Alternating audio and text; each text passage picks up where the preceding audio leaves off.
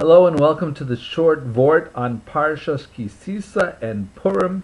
This week's edition of Shishi is entitled The True Tale of Vashti's Tale.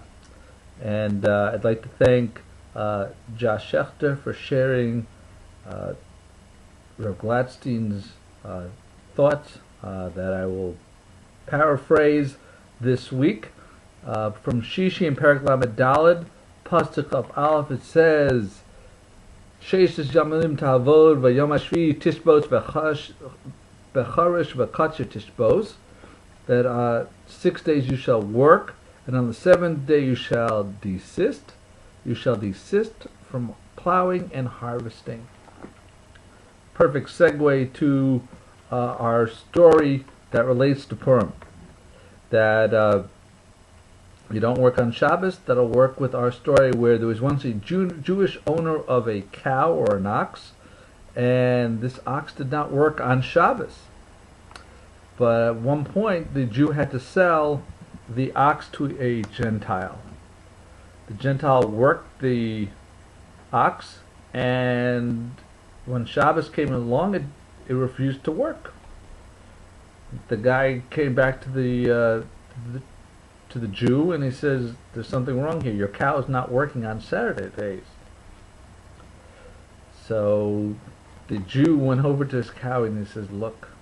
He whispered in his ears, and he said, you're not working for a Jew now. You have to work on Shabbos. And from that point on, the cow worked. And the Gentile saw this, and he was so inspired by it that he converted to Judaism. He became a Talmud Chacham, and his name was Rabbi Yochanan ben Torasa. Rabbi Yochanan, the son of the cow, because he converted all because of this cow, and that's his name. Now in Shas, or different places, Rabbi Yochanan ben Torasa, he gave 3 specific thoughts, and only 3 thoughts, and they were as follows: that regarding the Mishkan Shiloh, why was it destroyed?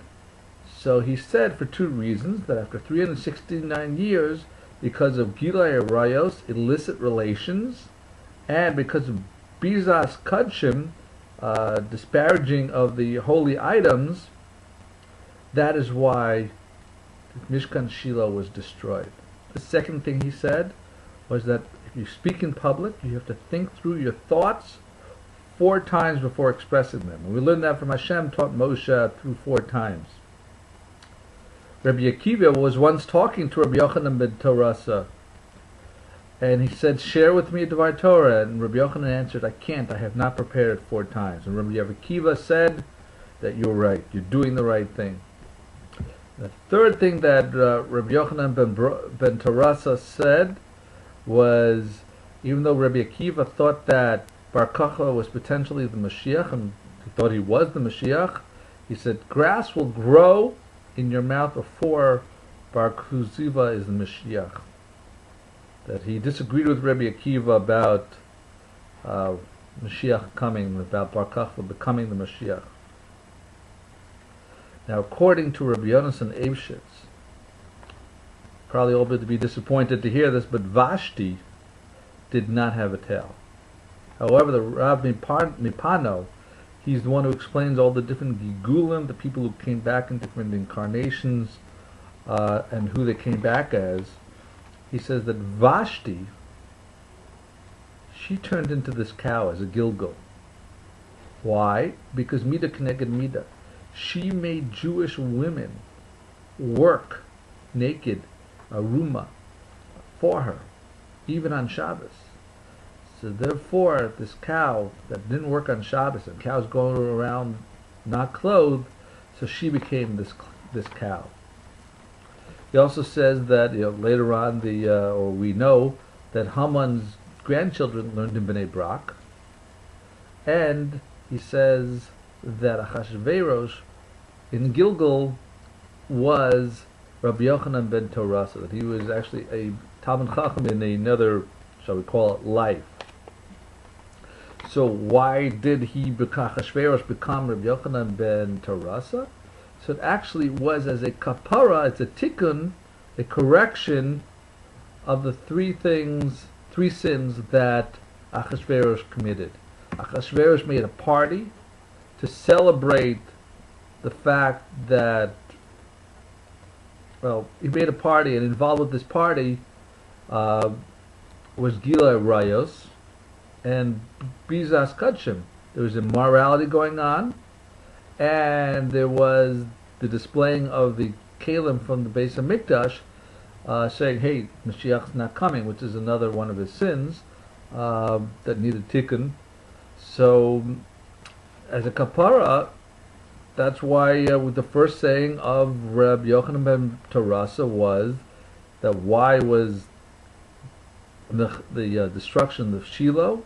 Also because of the Gilei Rayos, the illicit relations, and the Bizas Kadashim. So that was considered the tikkun. That's why he expressed these expressions.